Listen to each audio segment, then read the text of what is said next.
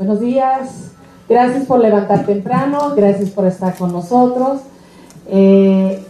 Como ya hemos mencionado muchas veces, ha sido un gran honor para nosotros con GIF tener nuestra película inaugural, película guanajuatense, de director guanajuatense, película celebrado, director premiado a nivel internacional. Y bueno, tomamos esta mañana para charlar un poco, para contestar sus preguntas, para conocer más al fondo el proyecto y estar a sus órdenes para cualquier información o detalles que pudimos compartir con ustedes. Y con eso le dejo el micrófono a Matt y pues arrancamos.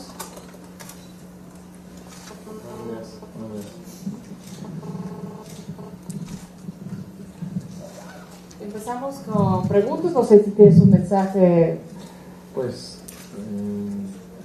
no. Podemos hablar de la fiesta de noche por eso. Adelante. Amat, adelante, Sonia. ¿Sí? Sí, adelante. Gracias. Se ha hablado mucho de Eli en relación a la violencia. Sin embargo, me gustaría mucho que hablaras del humor que existe en la película. Y yo creo que es muy evidente y que en repetidas ocasiones nos provoca la risa. Este humor que muchas veces podemos sentirlo muy mexicano. Tú viste que cayó también en el público que la vio en Francia. ¿Y cómo manejas tú el humor en tus historias también? Es como pues, muy natural. De Francia no, sí, creo que tal vez no tanto, pero luego en Cannes ahí es donde la vi con un público, además de aquí. Hay como más tensión en general, no está tan relajado el ambiente tal vez, entonces muchas de las cosas que yo pensaba que iban a ser más ligeras, como que no se transmitían tan fácilmente en ese ambiente, pero creo que ya luego en ambientes más relajados, como yo sentí ayer, nada más, bueno, además que es público mexicano, sí surgen más esos detalles que son más sutiles tal vez de la película, que tienen humor.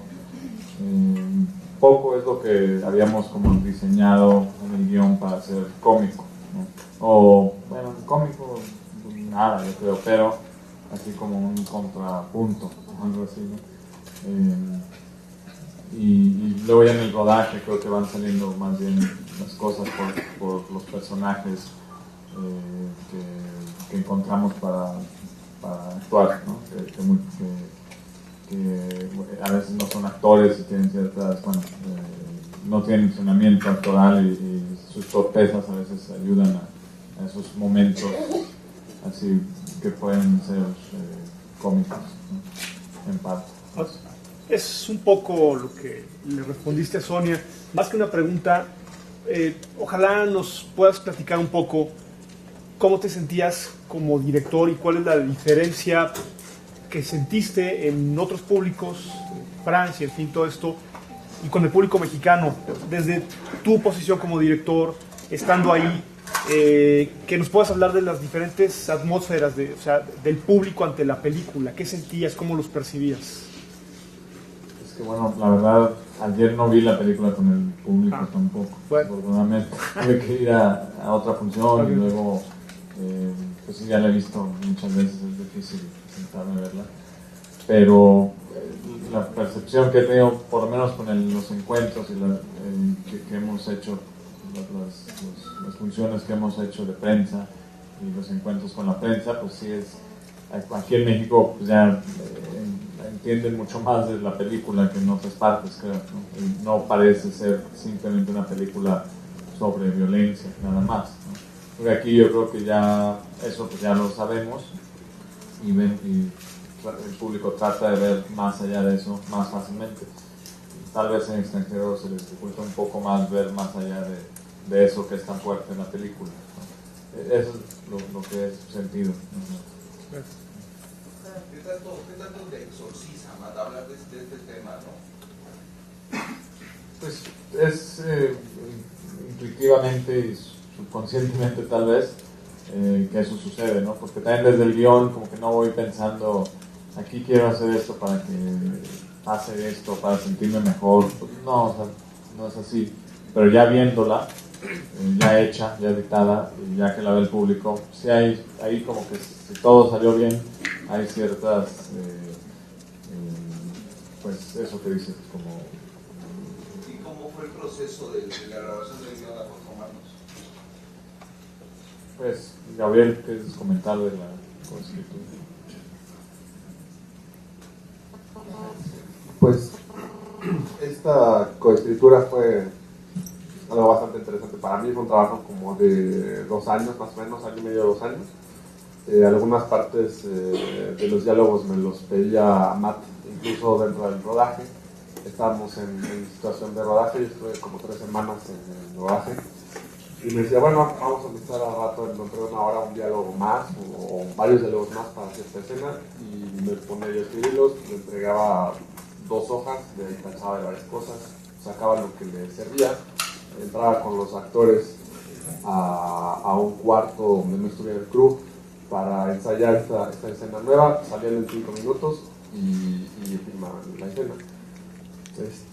Amat siempre fue quien tenía las decisiones desde el principio finales, y yo pienso que una persona, el director por supuesto, el director escritor, tiene que tener todas las decisiones finales de un guión, para que no sea una escritura a partes iguales, sino que alguien siempre le dé ruta al guión, y eso me parece muy importante.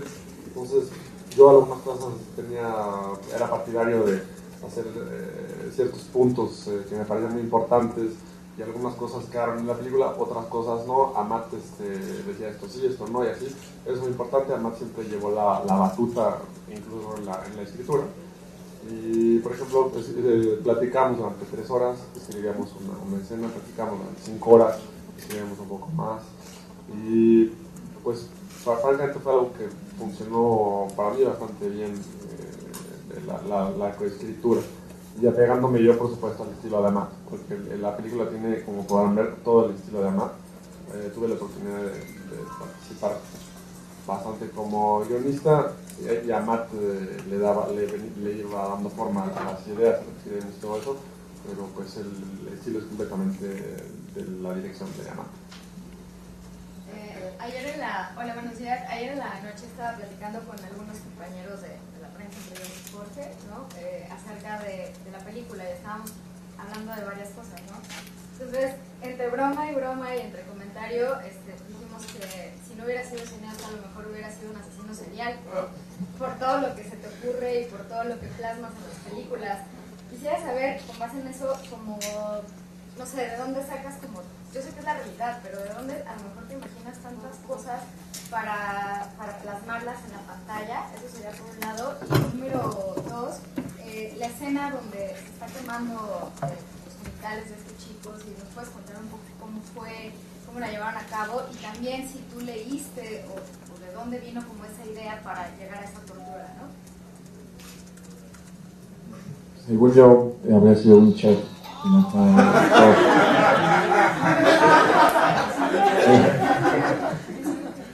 Pero sí me interesan mucho los asesinos seriales también.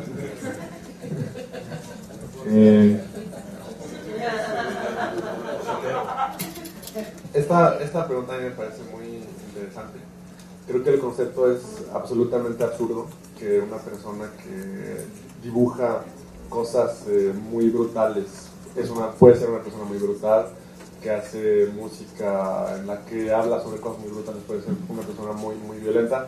Creo que este concepto es absolutamente erróneo, y una película que muestra este concepto es Tesis. A mí me parece fantástico cómo esta película muestra esto, que el chico dark, el chico que se viste de negro y tiene el cabello largo y tiene su cuarto tapizado de fotografías, de imágenes de películas de terror. Vamos viendo en la película que él no es la persona monstruosa que en su escuela imaginan que puede ser, que hasta sospechan que puede ser un asesino o algo así. Poco a poco vemos que el comportamiento de esta persona realmente, él tiene como ciertas elecciones estéticas en su vida, y nada tienen que ver con su manera de comportarse. Puede que en esta vida suceda que alguien que colecciona imágenes violentas o algo así, en algún momento realiza algún tipo de violencia, por ejemplo, que se pelee en la calle o algo así, o hasta peor, que seguro que un asesino tenía una colección de discos de música de heavy metal o algo así. Pero por lo general me parece que es al revés, y creo que justamente, para que una persona dibuje, filme, plasme imágenes violentas, para mí, en lo que he observado en mi vida, en los pintores y artistas de todo tipo, la persona por lo general debe ser una persona muy tranquila, muy cordial y por lo general muy amable. Eso es lo que yo he podido observar. Justamente en el arte creo que es una especie de paradoja, donde una persona quizás es muy agresiva y eso nunca va a pintar un cuadro como Francis Bacon o cosas así. Es una paradoja como inversa para mí.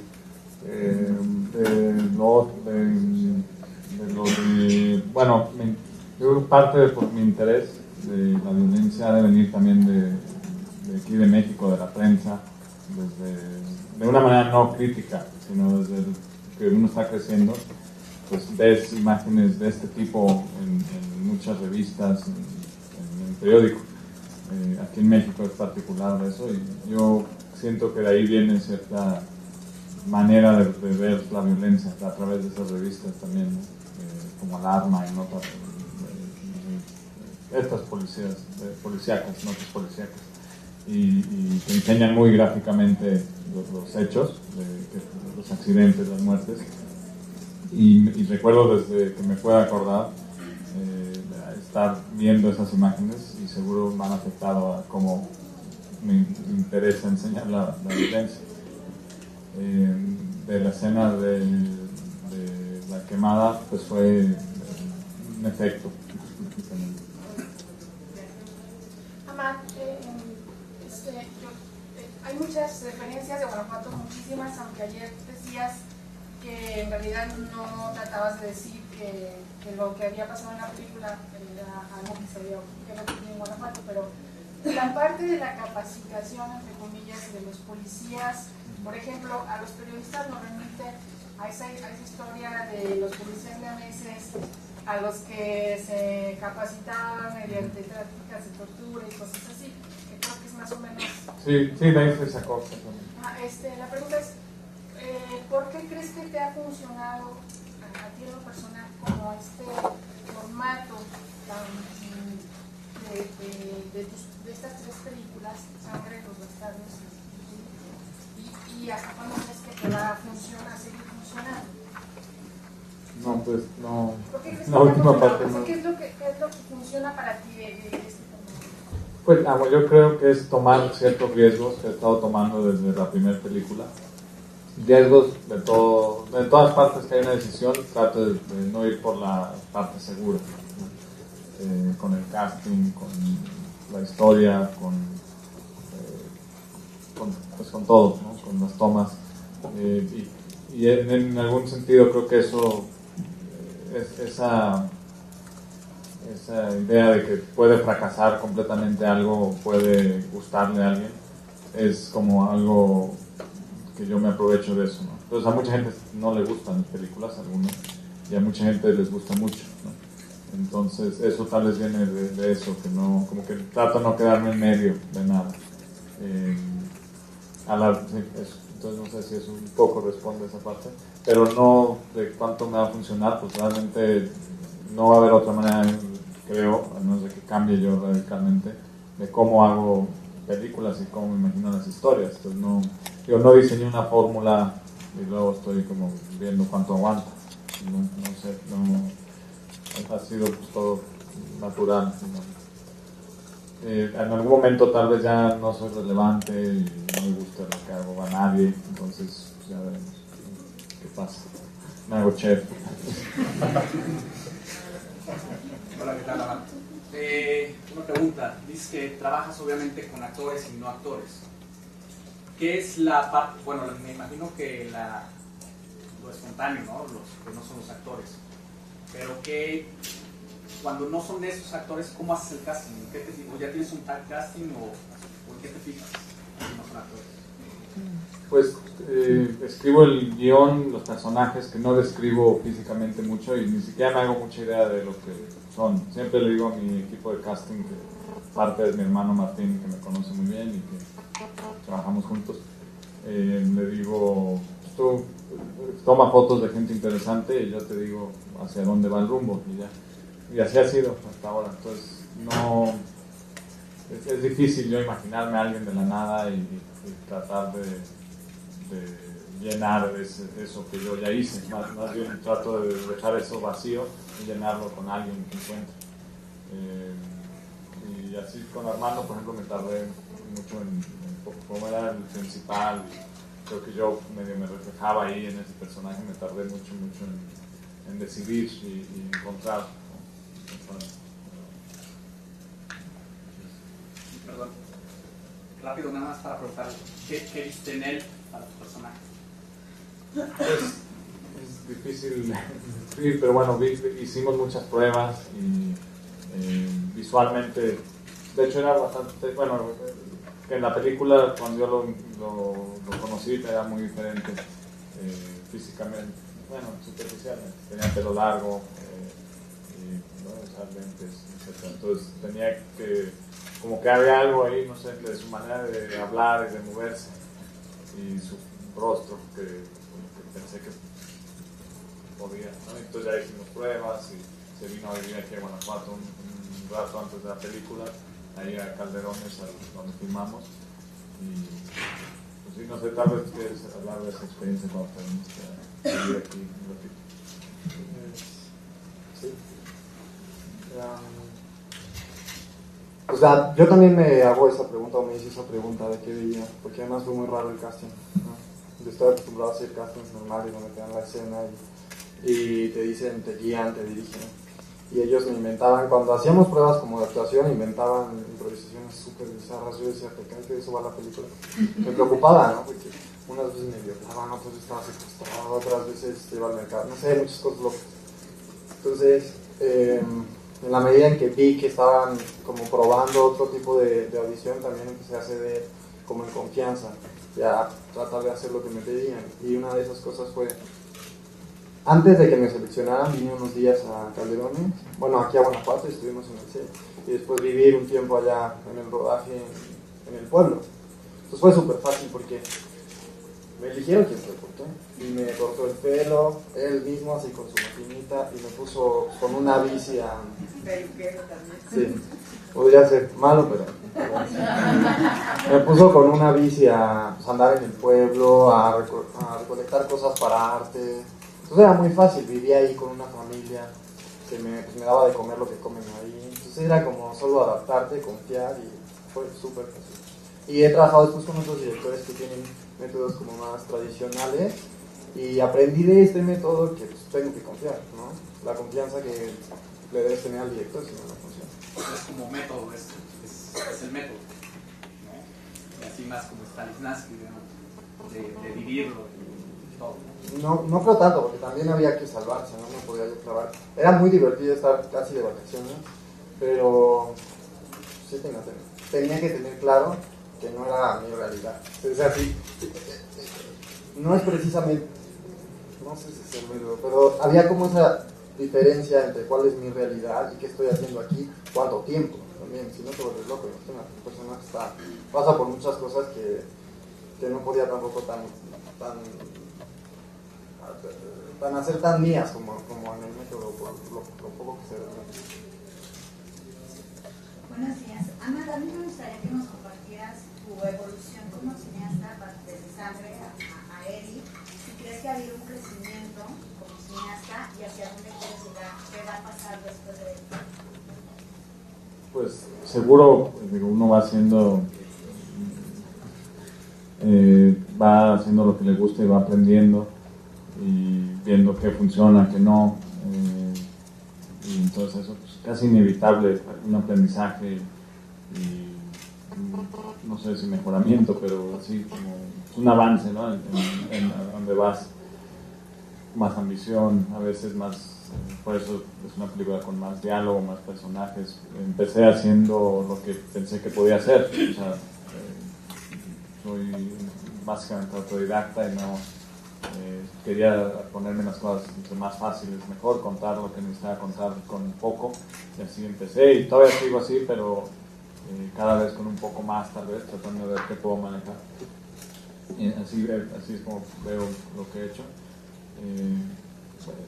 Pues no sé, ahora de repente, en esta película me tardé 5 años en todo el proceso, desde la idea hasta hoy, y quisiera tardar menos en las próximas, hacerlas más compactas, con menos equipo, yo creo, gente me gustaría, por lo menos la próxima, y luego ver si, ¿no?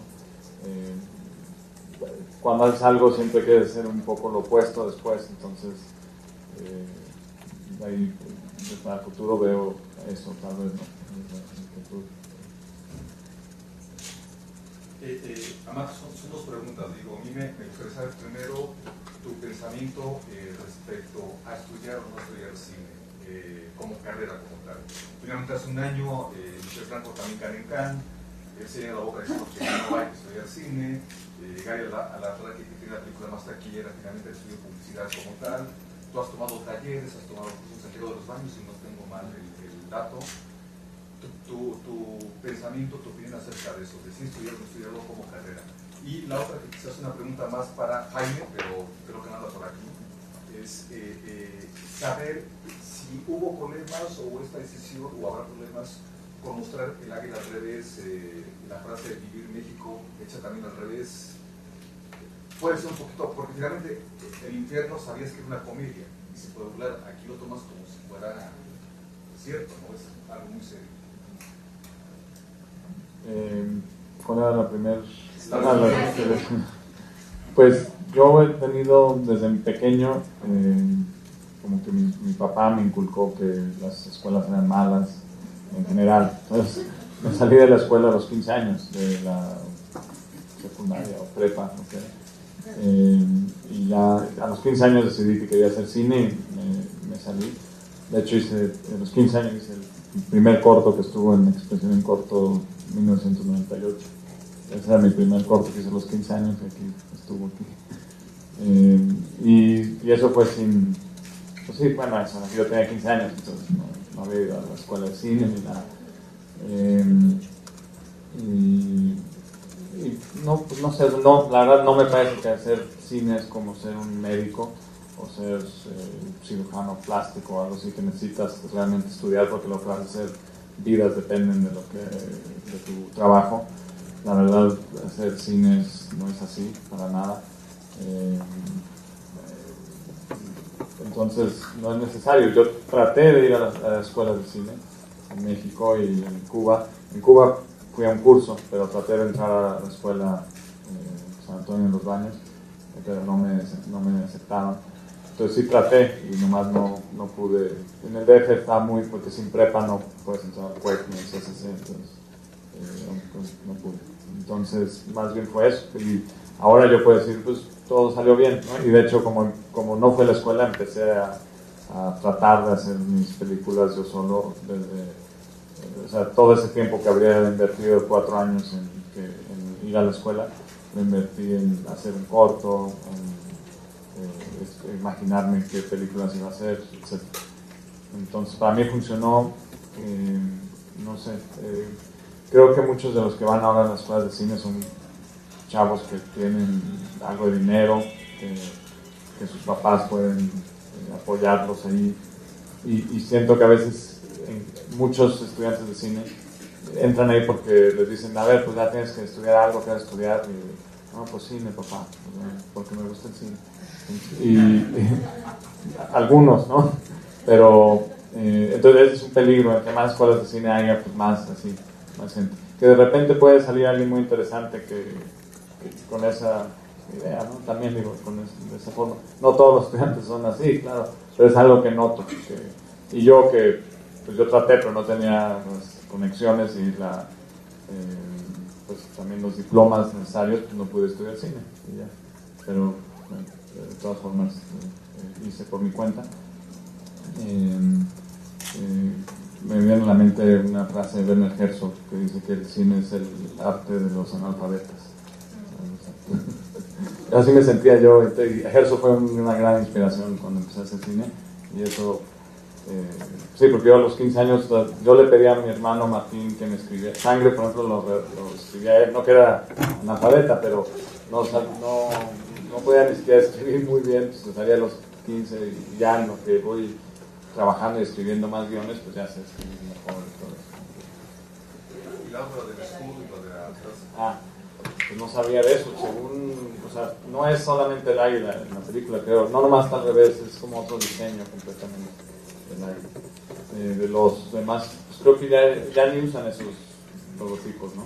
Fue del gobierno pasado, no sé, no sabría, Jaime tendría que decir algo de eso, pero yo creo que no hay mucho problema. También la película para mí, pues es, aunque no es cómica, no habla de alguien, no nombra ningún nombre de nada, ni una institución realmente, ¿no? Entonces, pues, no sé, yo creo que no hay problema. Perdón, sobre la pregunta sobre estudiar cine o no. Yo tampoco estudié cine, hice el examen del CCC en los 90 y no entré al CCC, me hubiera gustado mucho estar en el CCC o en el CUEC.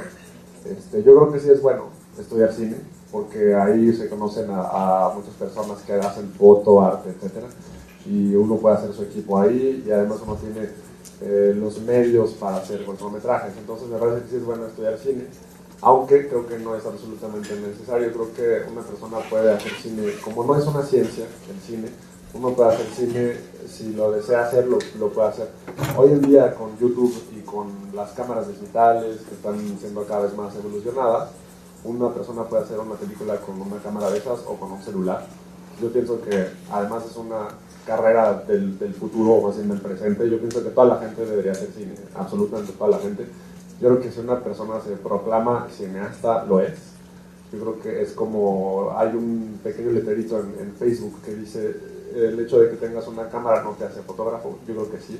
Yo creo que el hecho de que tengas una cámara te hace fotógrafo a cualquier persona. Y lo mismo con el cine. Yo creo que cualquier persona puede hacer cine, y cualquier persona puede hacer un cortometraje y subirlo a YouTube. Entonces, cualquier persona de la misma manera puede hacer un largometraje. Distribuirlo con grandes medios o distribuirlo en YouTube, así tal cual, o en DVD. Y creo que es algo muy importante. Creo que toda la gente debería hacer cine. Creo que es algo muy bueno del presente, que toda la gente puede, y creo que deberían hacer cine. Armando, una pregunta para ti. Independientemente de tu experiencia durante el rodaje, previamente para involucrarte con la madre, etc., haces una recreación muy convincente de Eli, que yo creo que es un chavo como millones de chavos mexicanos que están insertados en una realidad adversa. Independientemente de que esta sea una ficción, pues es una dolorosa realidad. Él hizo el chavo con la rabia contenida, con un ruido interno que tú recreaste muy bien. ¿Cómo te acercas a ese personaje? Porque te ves otra onda de cuate, muy relajado, con otra forma de vida, ¿no? ¿Cómo te acercas a él y cómo convives con él durante el rodaje? Me quedé pensando y me ayuda lo que preguntó el chico antes. Creo que el trabajo tenía que ser muy orgánico y casi sensorial, ¿no? No conocía la historia, es importante. Conocía algunos datos, pero no conocía la historia exactamente. Entonces mi trabajo era llegar al set todos los días, escuchar lo que necesitaba, que era muy concreto, y me decía, va a pasar esto y esto. No nos poníamos a analizar si sentía o si pensaba. Me hacía decir las líneas con el acento, revisaba muy bien el acento, cómo estaba peinado, y me ponía a hacerlo. Entonces yo tenía que descubrir como en silencio y conmigo, con honestidad conmigo, qué sentía.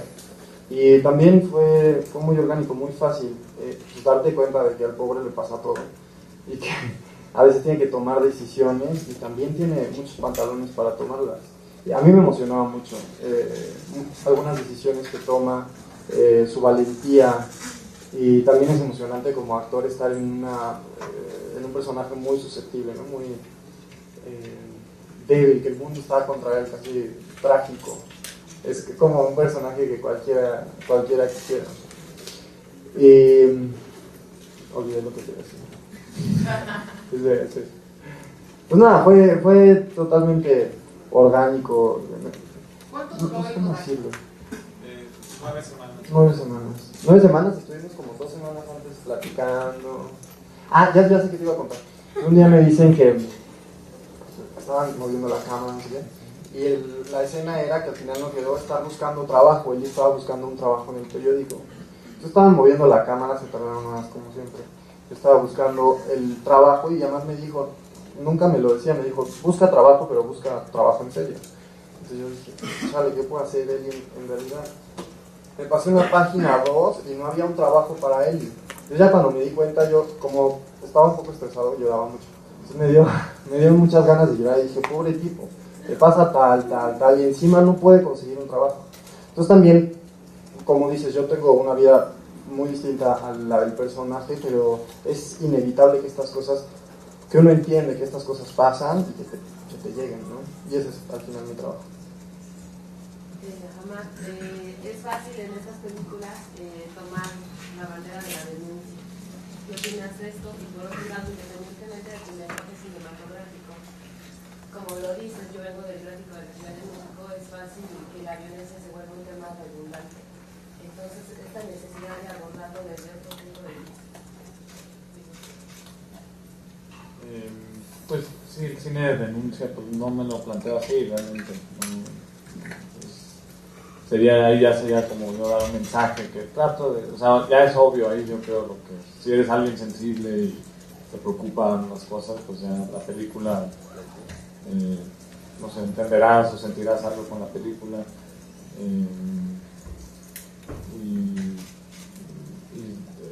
Sí, de los... Pues cuando está pasando de la forma que está pasando en México y que pasa en otros países también, creo que es importante pues, verlo, ¿no? Y verlo de una forma no pornográfica nada más, ¿no? Verlo con tratar de buscar el fondo, buscar lo que hay detrás de esa situación o las consecuencias o lo que hay antes de esa imagen, ¿no? Entonces, en parte también yo creo que en mis películas viene lo que hablamos hace rato de las imágenes que me han inspirado esas imágenes grotescas, pero en el sentido que quiero ver más allá, ¿no? Una inquietud que hay de ver más que esa imagen que ya hemos visto tanto, ¿no? Y es lo que traté de hacer en él también. Por eso empieza con una imagen que es muy típica, común, que hemos visto aquí, de colgados, que no sabemos quiénes son, de un colgado que no sabemos quién es, y luego vemos cómo llegó ahí, ¿no? Era parte de la idea, como ver eso.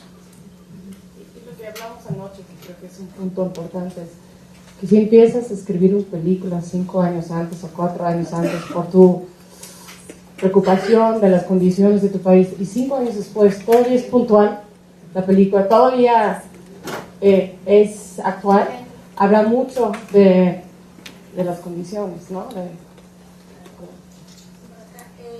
ayer Danny Boyle estaba muy atento a la película, al final se expresó muy bien de la historia, dijo que en lo personal, y a pesar de toda esta polémica que causó a nivel internacional, no le había parecido que las escenas fueran grotescas como tal, porque era una historia compleja. No sé si ayer tuviste oportunidad ya de platicar con él, Dani se veía realmente conmovido con esta historia. Y bueno, por otro lado también preguntarte qué otros planes internacionales hay para la película. Había leído yo por ahí que van a San Sebastián.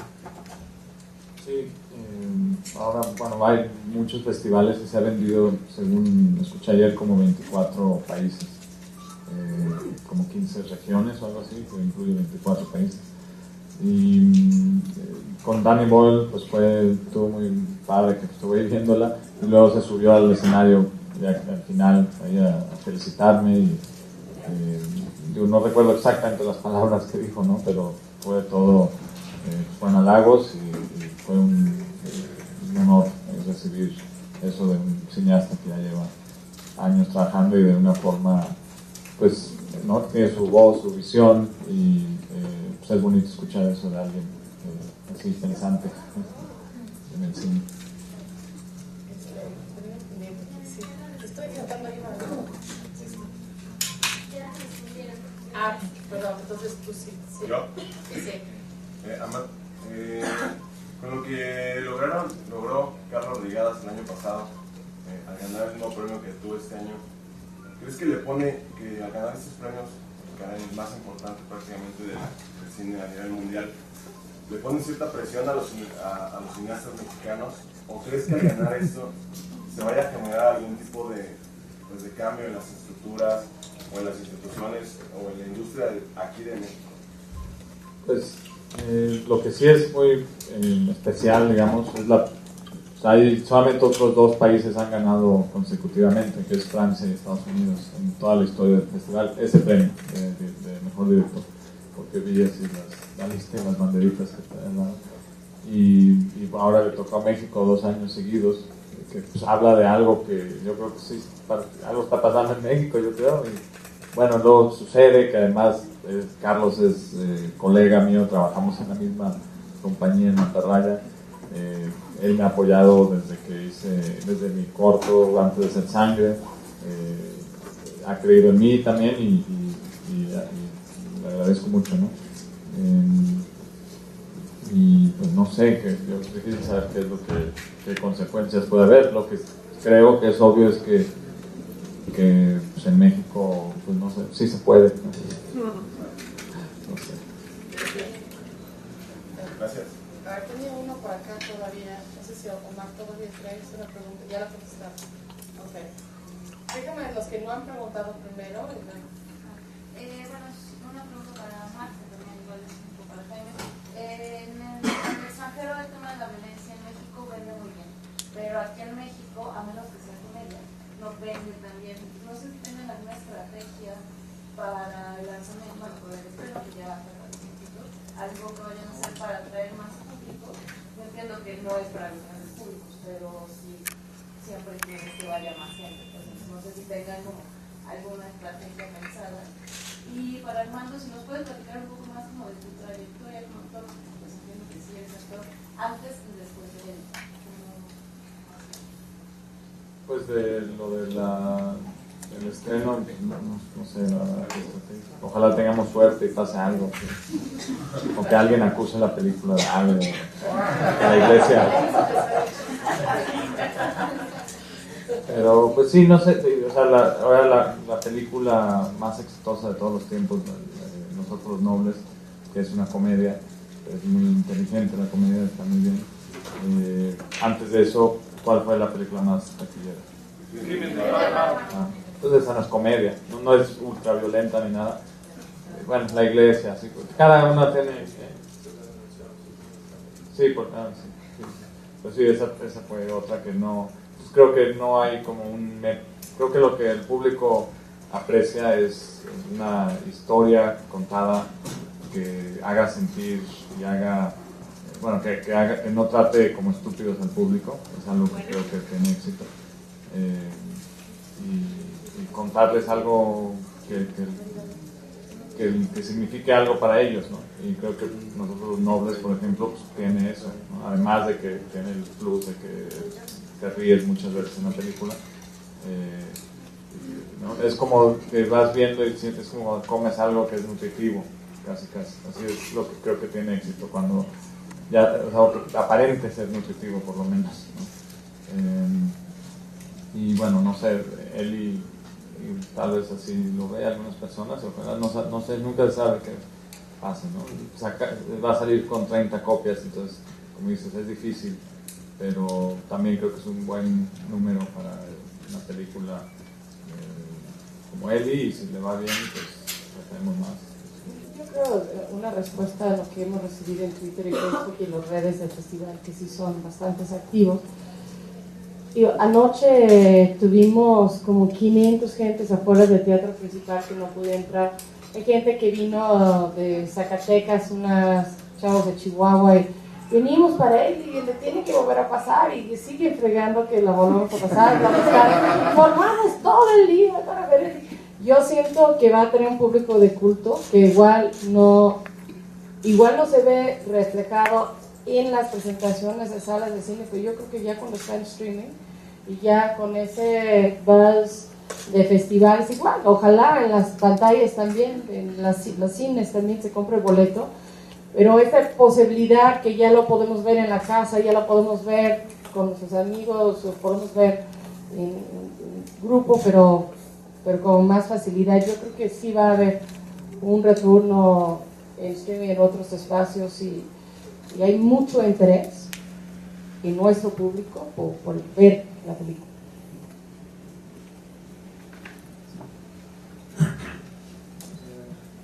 Estaba pensando que yo tampoco estudié como ellos, y justo a los 15 años también ya me puse a hacer teatro porque quería ser actor, y dejé la escuela también. Entonces está chistoso, parecemos en varias cosas. Y dejé la prepa y me metí a un grupo de teatro. Entonces ya después me di cuenta que tenía que hacer audiciones y quería como conseguir más trabajo, que era para vivir y seguir creciendo. Ya hice audiciones y teatro y comerciales. Y luego decidí cuando tenía 23 años meterme a la universidad. Pero unos meses antes había hecho la audición de ellos. Ya la había olvidado. Cuando ya estaba en la universidad, en el Centro Universitario de Teatro, me llamaron para invitarme a la película, entonces la tuve que dejar, la carrera. Y después de la película, me metí a la licenciatura, bueno, a la carrera, porque como que veía que algo estaba como haciendo un tope, porque no me quedaba en las películas, sobre todo hacía castings de películas. Y dije, bueno, necesito seguirme formando o hacerlo más profesional. Entonces me metí a la carrera por eso, pero cuando pegó con ellos, pues ya dejé la carrera. Y después de la carrera, regresando de Eli, inmediatamente lié otra película que se llama 13 cielos, luego va a salir, y luego otra, y más teatro, como que fue un rollo de energía, no sé cómo se movió. Entonces después de Eli tuve más oportunidades, y espero que después de la exhibición en México pues tenga alguna facilidad, que tenga más trabajo, no sé. Ya. Última pregunta, por favor. Creo que él tiene su mano. Sí, a mí me gustaría ver si me puedes platicar un poco del trabajo de casting. ¿Cómo encontraste con los detectives, los jugadores? Pues es la mayoría aquí en Guanajuato, haciendo llamados de casting. Bueno, mi hermano y otras personas, Alexander Regnat, Julio César León, Daniel Snyder, que también me ayuda en el arte. Todos, bueno, Gabriel, pero él en el DF. Gabriel fue el que hizo el casting para Armando, por ejemplo. Entonces todos mis amigos están buscando actores para mí. Y yo aquí en Guanajuato convocamos, por ejemplo, hubo un fin de semana que convocamos con anuncios en la calle y fueron 1000 personas en 3 días. Hubo fila todo el día de gente y pues de ahí salió muchísimas personas de la película, de ahí salió la detective. Los muchachos de la casa donde torturan, ahí muchísimos salieron de ese llamado de que fueran ahí 1000 personas, ¿no? Que fue interesante. Para nosotros fue sorpresivo que tanta gente estaba interesada en salir en una película, ¿no? Bueno, era un anuncio algo provocativo que decía trabajo bien pagado, salir en película. Sí, fue muchísima gente. Hicimos lo mismo en el DF y ahí no fueron más que 250 personas, algo así. Entonces, y aquí en Guanajuato fueron un poco más de 1000. Y así salió. Muy bien, muchas gracias.